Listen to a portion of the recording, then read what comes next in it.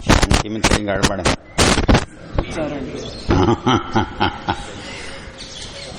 अपना स्थानीय प्रभाव है।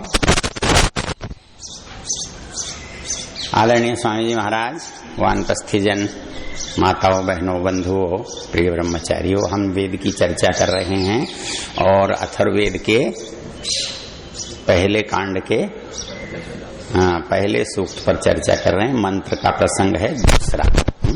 इसकी अथर्वा है और इस मंत्र में एक विशेषता है कि वाचस्पति को एक और भी संबोधन दिया गया है। कौन सा? वसोष्पति। इसमें अंतर क्या है? हाँ, वसु कहते हैं धनों का स्वामी। मतलब ऐसा है कि सामान्य रूप से ये समझा जाता है कि जिसके पास विद्या है उसके पास धन होता नहीं है। ये होता नहीं है, ये स्वाभाविक है या हो सकता है लेकिन है नहीं, ये स्वाभाविक है। हाँ, मूल बात क्या है कि प्रसिद्धि हमको सदा ये मिलती है कि जिसके पास विद्या होती है उसके पास धन होता नहीं या भगवान उसे धन देता नहीं, ऐसा मान्यता है। किंतु यदि ये देखा जाए तो धन का मूल विद्या है या विद्या का मूल धन है? धन का मूल विद्या है। तो जिसके पास विद्या है उसको ये कहना कि इस बेचारे को तो धन मिला नहीं, ये कुछ संगत नहीं लगता। एक पंक्ति याद करो चाणक्य वाली, धातु पुरा कोपि न बुद्धि दो भूत। भगवान को अकल देने वाला कोई नहीं हुआ, नहीं तो इतनी गलतियां भगवान कभी नहीं करता। कौन कौन सी? गंध सुवर्णी फलमिक्षुदंडे नाकारी पुष्पम खलु चंदनस्य विद्वान् धनाढ्यो नृपदीर्घजीवी धातु पुरा कोपि न बुद्धिदो भूत। लेकिन आज भी नहीं ली भगवान ने अकल। पहले तो कोई नहीं हुआ होगा। धातु पुरा कोपि न बुद्धिदो भूत। भगवान को पहले कोई बुद्धि देने वाला हुआ नहीं तो गंध सुवर्णी, सोने में तो सुगंध बनाता। फलमिक्षुदंडे, गन्ने में गुड़ के बेली लगाता। गंध सुवर्णे फलमिक्षुदंडे नाकारी पुष्पम खलु चंदनस्य। चंदन में लकड़ी घिसनी पड़ती है, फूल लगा देता। फलमिक्षुदंडे नाकारी पुष्पम खलु चंदनस्य विद्वान् धनाढ्यो। विद्वान को धनी नहीं बनाया। नृप दीर्घजीवी, राजा को दीर्घजीवी नहीं बनाया। क्यों? ये सब गलतियां किसकी हैं? भगवान की हैं। हाँ, वैसे भगवान की अकल वाले आप खरबूजे वाला उदाहरण देते हैं, लेकिन मूल बात तो यही है कि भगवान को कोई बुद्धि देने वाला था नहीं। अब कहने वाले ने कह दिया, लेकिन मूल चीज जो है वो बुद्धि है और धन बाद में है। इसके लिए दर्शनानंद जी का बहुत अच्छा एक छोटी सी पुस्तिका है और उसमें एक कहानी है। कौन सी है? दर्शनानंद जी की कोई पुस्तक पढ़ते नहीं हो, पढ़ना भी मत। हाँ, क्या करना पड़ेगा। ऐसा है कि छोटे छोटे पुस्तकों में स्वामी दर्शनानंद जी हैं, गंगा प्रसाद उपाध्याय जी हैं, और कौन, जगदीश्वरान जी वाली वो, हाँ, लक्ष्मण आर्योपदेशक हैं। जो पुराने लोग हैं ना, उनकी जो पुस्तकें हैं वो तार्किक हैं। गंगा प्रसाद जी तो रोज एक छोटी पुस्तिका लिख देते थे, और क्योंकि घर का प्रेस था, रोज उसके लगभग 100 का तो एक वो अपने पुस्तकालय में है, और गंगा सागर में तो सारे होंगे। प्रतिदिन उनका एक काम लिखना था, हिंदुओं की, इसकी उसकी जितनी सिद्धांतिक समस्याएं हैं उन पर वो लिखते रहते थे, प्रतिदिन लिखते थे। तो लिखने का काम जरूर करते रहना, लिखने का काम नहीं करोगे तो पढ़ा हुआ बेकार है। कीर्तिरक्षर संबद्धा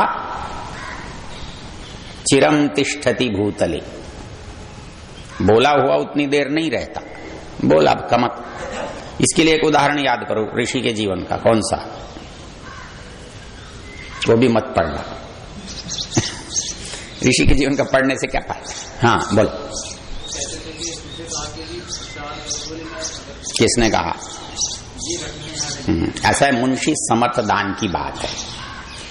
क्या होता था कि स्वामी जी लिखते थे, यात्रा में रहते थे, कभी डाक से खो जाता था, कोई भला आदमी होता था तो वो गायब कर देता था, तो उनको कभी क्रोध आता था तो उसको कहते थे इस पर मुकदमा कर दो, ये हमारे ग्रंथों को इधर उधर चुराता है, ऐसा करता है, वैसा करता है। तो जो काम 5 दिन में 10 दिन में होना था वो महीने में होता था। तो मुंशी समर्थदान ने एक पत्र लिखा स्वामी दयानंद जी को कि आप ऐसा करो, आप इलाहाबाद आके बैठ जाओ। वहां बैठकर, पहले प्रेस काशी में पहले लगा कि इलाहाबाद में पहले लगा? काशी में पहले लगा, इलाहाबाद में बाद में गया, पक्का, इसमें संदेह है। काशी में पहले शायद लगा था। तो उन्होंने, मुंशी समर्थदान ने कहा कि ऐसा करें, आप आकर यहां बैठ जाएं, आप लिखते जाएं, मैं छापता जाऊंगा, इतनी देर नहीं लगेगी, खोएगा नहीं, समय नहीं जाएगा व्यर्थ में।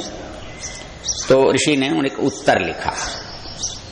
उन्होंने लिखा कि मुंशी समर्थदान, तुम्हारा ये कहना बिल्कुल ठीक है कि मैं वहां आकर बैठूंगा, ग्रंथ लिखूंगा और जल्दी से सब काम पूरा भी हो जाएगा, लेकिन तुम ये बताओ उन्हें पढ़ेगा कौन? लिखकर घर में रख लेंगे तो पढ़ेगा कौन? तो लिखने, भाषण देने से तो पढ़ने वाला पैदा होता है ना, और केवल भाषण दिया, लिखा नहीं, तो आगे कौन सुनेगा उसको? भाषण दे के यदि आप समाप्त हो गए तो अगली पीढ़ी तक तो कोई नहीं जानता, क्योंकि भाषण सुनने के बाद ही किसी को याद नहीं रहता। ये त्रुटि बहुत सारे महापुरुषों में रही है। भगवान बुद्ध के जीवन के बारे में क्या जानते हो? भगवान बुद्ध ने अपने जीवन में कोई ग्रंथ नहीं लिखा, उपदेश बहुत दिया, और उनके उपदेशों का संग्रह उनकी मृत्यु के बाद 3 बार हो, और सबसे बड़ी संगीति, मतलब बौद्ध विद्वानों की जो सभा हुई वो शायद 300 वर्ष बाद हो पाई, और तब उन्होंने जितने उनके उपदेश थे उनको संग्रह करके लिखित में छापा। यदि वो पहले से उनके मूल रूप में लिखे होते तो ज्यादा प्रामाणिक होते। लिखने का काम किसने किया? आचार्य शंकर ने किया। शंकर उपदेश भी देते थे, सारे भारत में कई बार घूमे वो, और उन्होंने प्रामाणिक ग्रंथ भी लिखे, बहुत लिखा। गीता पर उन्होंने लिखा, वेदांत पर उन्होंने लिखा, उपनिषदों पर उन्होंने लिखा, बाकी सब ग्रंथ भी उन्होंने छोटे छोटे बहुत सारे लिखे। वो बहुत अच्छे कवि हैं, बड़े अच्छे दार्शनिक हैं। तो क्या हुआ, वो घूमे भी और उन्होंने लिखा भी, वो जीवित हैं। जो केवल एक काम करते हैं वो जीवित नहीं रहते, केवल लिख कर चले गए, किसको पता क्या लिखा है, कौन पढ़ेगा उसको? कहीं संयोग से कोई पढ़े, पढ़े न पढ़े, न पढ़े। वो जीर्ण हो जाता है। पढ़ते ही बहुत कम लोग हैं, तो इसलिए वो परंपरा में तब आता है जब आप प्रवचन करते हो।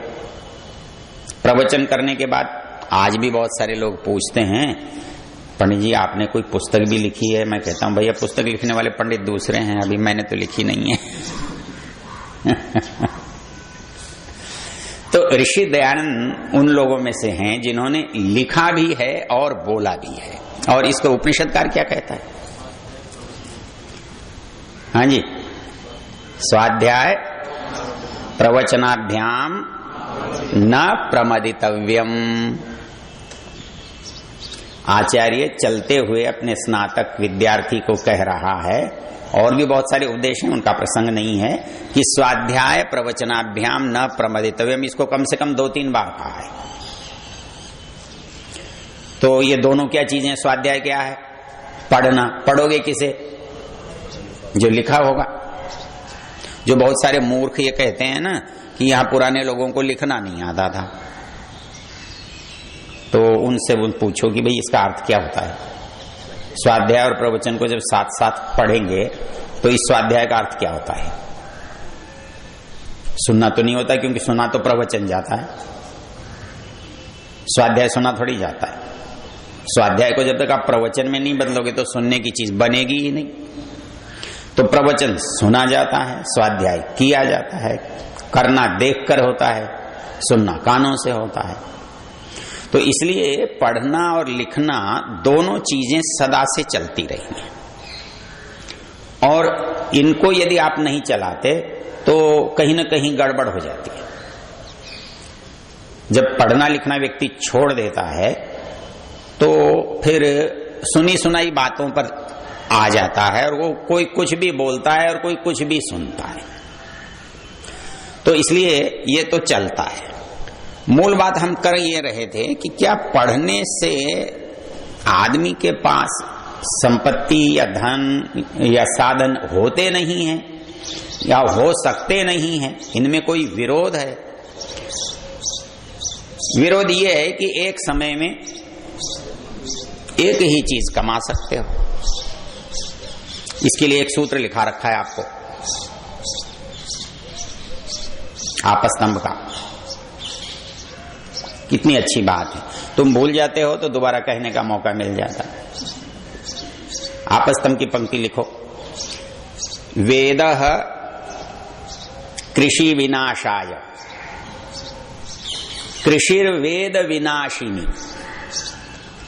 वेदः कृषि विनाशाय कृषिर्वेद विनाशिनी मतिमान उभयम कुर्यात् अशक्तस्तु कृषिम त्यजेत्। कृषि यहां प्रतीक है किसका? हाँ, व्यवसाय का, उद्योग का, अर्थार्जन का। वो कहता है कि वेदः कृषि विनाशाय। वेद की पोथी खोल के बैठेगा, बारिश में खेत में जोतेगा नहीं तो वहां तो घास उगेगा। और दुकान में यूं कह दे जरा मंत्र खत्म होने दे फिर सौदा दूंगा, तो कहेगा तू मंत्र पढ़ ले, मैं सौदा दूसरे से ले लेता हूं। वेदः कृषि विनाशाय। यदि आप ज्ञान में रहेंगे तो अर्थ आपसे छूट जाएगा। और कृषिर्वेद विनाशिनी, आप व्यवसाय को प्राथमिकता दोगे तो ज्ञान समाप्त होगा। समय तो दोनों को चाहिए। एक समय में आप एक काम कर सकते हो, एक को प्राथमिकता दे सकते हो। तो ये कहता है कि चुनाव आपका है, तो अब चुनाव करना किसका, उसका भी यहां समाधान है।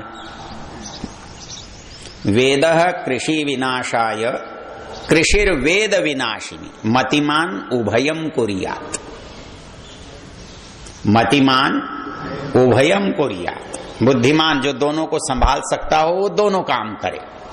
अशक्तस्तु कृषिम त्यजेत। और एक का चुनाव करना हो तो फिर वेद को चुने, फिर कुछ मिले चाहे न मिले। अशक्तस्तु कृषिम त्यजेत। तो फिर इसलिए विकल्प क्या दिया? भिक्षा। ब्राह्मण को यह अधिकार है कि वो भिक्षा मांगे। बहुत सारे लोग कहते देखो जी भीख मांगता है, हाँ? अपने जैसों कहते ये दानी मांगते रहते, हमारा काम ही मांगना है। तो वो कहता है क्या, उसको ये अधिकार है। आप वेद पढ़ रहे हैं, वेद पढ़ा रहे हैं, तो फिर कमाने का धंधा आपका नहीं है, आप ये समाज का काम है, उसे देना पड़ेगा। इसलिए हमारे यहां कहा जाता है ब्राह्मण का धन भिक्षा, ब्राह्मण का धन भिक्षा। उसमें आप उसको ये नहीं कह सकते, हाँ वो अलग बात है आज की तरह भिक्षा रह गई और वेद चला गया। पहले ये था कि कुछ भी करो, चाहे भीख मांगो पर वेद पढ़ो। आप क्या कहते हैं, भीख मांगो चाहे कुछ भी मत करो, वेद पढ़ो मत पढ़ो लेकिन भीख तो मांगो। ब्राह्मणेन, पूरा बोलो, ब्राह्मणेन निष्कारणो धर्म षडंगो वेदो अध्येयो ज्ञेयश्चेति।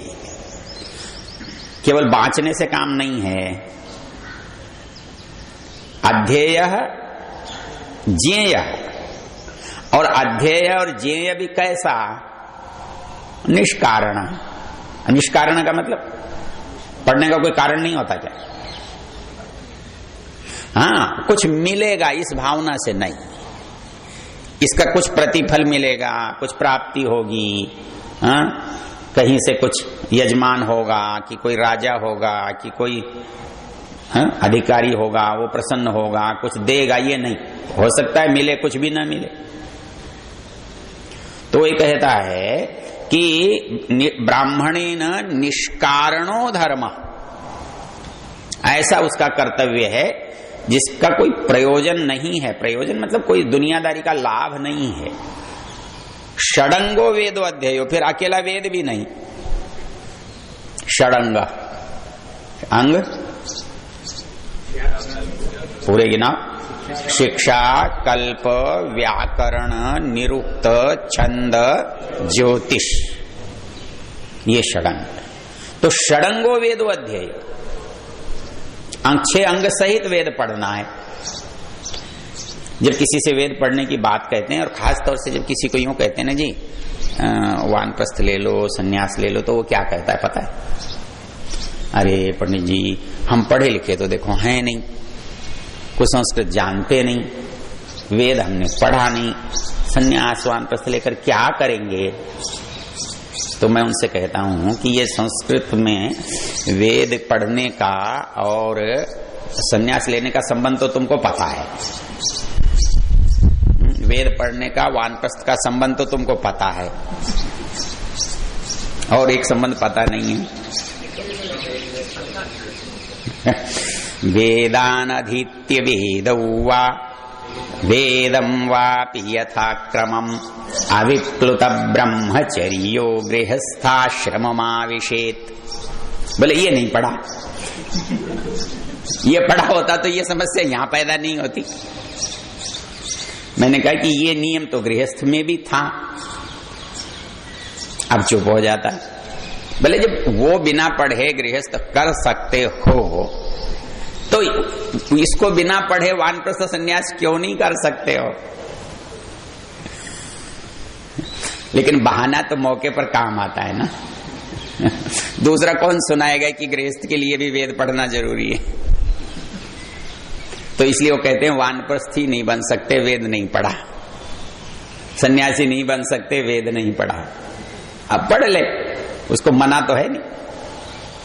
तो इसलिए अब पढ़ना और लिखना दोनों ही काम सदा से हमारे यहां होते रहे हैं। ये जो आधुनिक विज्ञान वाले बताते हैं ना, इनको पहले पढ़ना नहीं आता था, वो क्योंकि लिखते नहीं थे। तो मैंने कहा कि भाई खेती कब से करते थे, और कृष धातु का अर्थ क्या है, कृष विलेखनी, धरती पर लिखना, ये क्या भला है, नहीं है कि नहीं है। तो ऐसा बिना सोचे बोलते हैं, बिना जाने बोलते हैं। क्योंकि संपूर्णता का बोध नहीं है, इसलिए उनको आता नहीं है, कल्पना से बोलते हैं। और उनके पास जैसा है वैसा बोलते हैं, हमारे पास जैसा है वैसा नहीं बोलते। तो इसलिए ये कहा जा रहा है कि वेद को पढ़ना भी है और वेद को बोलना भी है। पढ़ना अपने लिए है और बोलना दूसरे के लिए है। इसको दयानंद की भाषा में बोलेंगे तो पढ़ना पढ़ाना और सुनाना सुनाना। तो ये जो चीज है यही यहां मंत्र में कह रहा है। मंत्र में वो कह रहा है पुनरेहि वाचस्पते देवेन मनसा सह वसोष्पते निरमय। अब वाचस्पते और वसोष्पते कहता ये नहीं है कि जो वाचस्पति है वो वसोष्पति नहीं होगा, वो है, वो स्वामी है, ऐश्वर्यों का स्वामी है, धनों का स्वामी है। वयम श्याम। हाँ, वेद ये नहीं कहता कि आप ये मत करो वो मत करो, वो कहता है तुम सब अर्जित करो लेकिन मुझे छोड़कर नहीं, उसके बिना नहीं। तो पुनरे ही वाचस्पति, बार बार मुझे विद्वान के पास जाना है, विद्वान को बार बार मेरे पास आना है।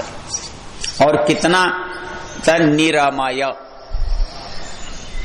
निरमय बस उसमें रम जाए, वेद में रम जाए। अब ये रम जाना क्या होता है भाई? रमजान का दिन होता है नहीं? वो भी तो रमते ही होंगे, इसलिए रमजान कहते हैं। रमो क्रीड़ायाम, मतलब आनंद आने लगे। एक तो पढ़ते हुए नींद आती है, और जब पढ़ते हुए आनंद आता है तो भोजन की घंटी भी फिर अच्छी नहीं लगती। ये खास तौर से कब होता है? परीक्षा के दिनों में होता है। चलो तुम पढ़ने वाले हो, आपने को उपन्यास पढ़ते हुए होता है।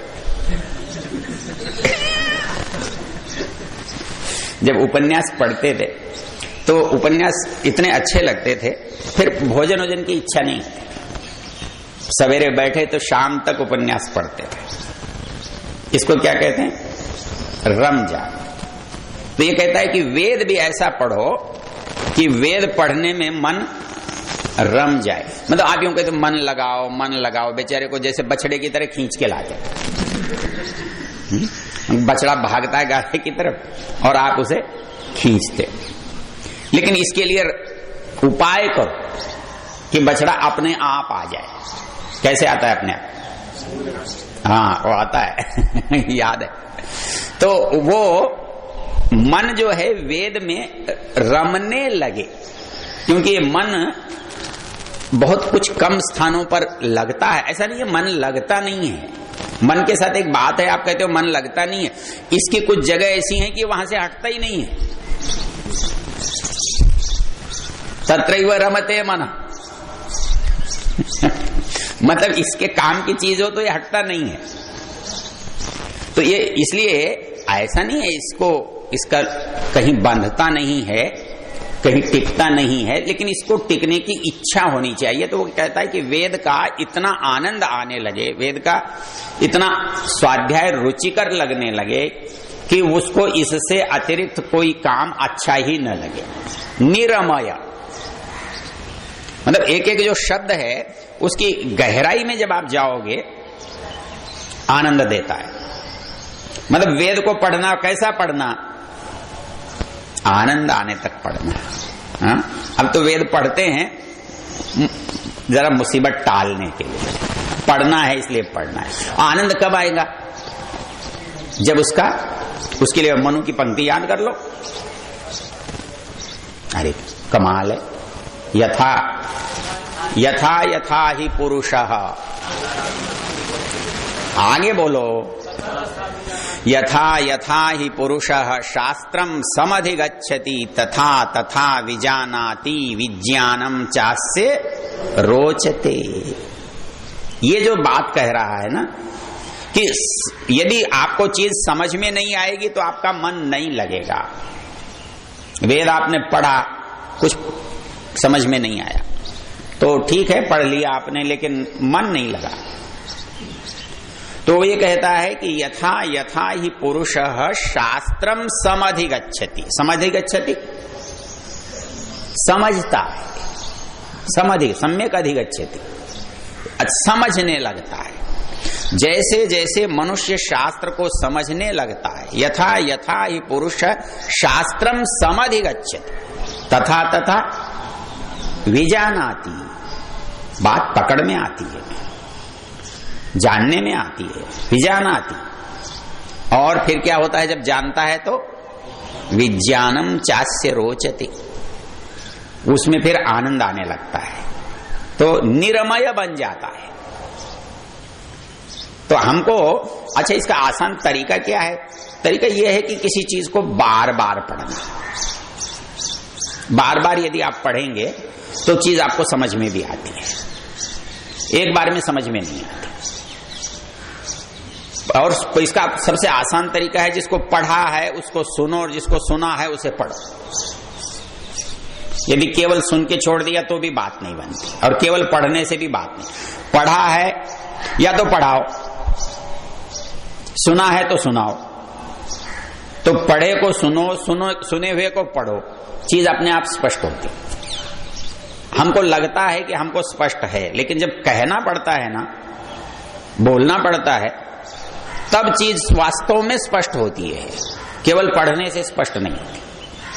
तो यहां पर एक मूल जो शब्द है मंत्र में, निरमय। मंत्र में मतलब खो जाने तक पढ़ना है, और वो कौन कराएगा? वाचस्पति, वसोष्पति। उसका लाभ अनुभव होगा तो भी होगा। व्रतेन आगे, व्रतेन दीक्षाम आपनोति, दीक्षया आपनोति क्या? व्रतेन दीक्षाम आपनोति, दीक्षया आपनोति दक्षिणाम, दक्षिणया श्रद्धाम। मतलब कुछ मिले तो आदमी का दिल जरा जमने लगता है, फालतू में कोई कुछ नहीं करता। तो दीक्षया आपनोति दक्षिणाम, दक्षिणया श्रद्धाम आपनोति, श्रद्धया सत्यमाप्यते। तो ये कहता है पुनरेहि वाचस्पते देवेन मनसा सह वसोष्पते निरमय। रमण कब होगा? जब मय्ये वास्तु, मेरा सुना हुआ मुझ में ही रहेगा, उसको दोबारा मांगने नहीं जाना पड़ेगा। मुझ में ही रहेगा का मतलब क्या? यदि मेरे में नहीं रहेगा तो क्या होगा? दोबारा लेने जाना पड़ेगा ना। और मेरे पास है और घर में रखा है तो मैं दोबारा जाऊंगा क्या? तो ये कहता है एक बार मुझे मिल गया ना, फिर मेरे से जाना नहीं चाहिए। बार बार मांगने जाओगे कैसे चलेगा? पड़ोसी से बार बार मांगोगे, गुरुजी से को नहीं आया, गुरुजी अच्छे हुए तो कई बार समझा देंगे, नहीं तो कहेंगे तो बेवकूफ है, इसको नहीं चल, हटा। तो ये कहते नहीं, मैं वो आप बार बार बताओ, लेकिन यदि मेरे पास आ जाए, मेरी समझ में आ जाए, मेरी पकड़ में आ जाए, तो फिर मैं उसमें आनंद लेने लगूंगा। जब आनंद लेने लगूंगा तो फिर वो कहीं जाने वाला नहीं है, उसको भी मैं ही अच्छा लगूंगा कि वो कहां जाए। कि बस इसके लिए बहुत अच्छी बात उसने एक मंत्र में कही है। कहां कही है? वहां आचमन के तीसरे मंत्र में, सत्यम यश श्रीर्मयी श्रयताम। श्रयताम क्या? श्रयताम क्या? आश्रय लेवे। आश्रय लेवे मतलब मैं उनका घर बन जाऊं। घर में कोई बुलाता नहीं है, घर में तो खुद ही चला जाता है। क्यों जी? किसी किसी को लोग बुलाते बहुत है और नहीं जाते। तो मैं उनका आश्रय बन जाऊं, मैं उनका घर बन जाऊं। मतलब मुझे कहना नहीं पड़े भाई साहब आप मेरे घर आओ। आदमी अपने घर में खुद ही चला जाता है। तो वही यहां कह रहा है वाचस्पते पुनरेहि वाचस्पते देवेन मनसा सह वसोष्पते निरमय मय्ये वास्तु मयि श्रुतम। चलिए, समय हो गया, बहुत बहुत धन्यवाद।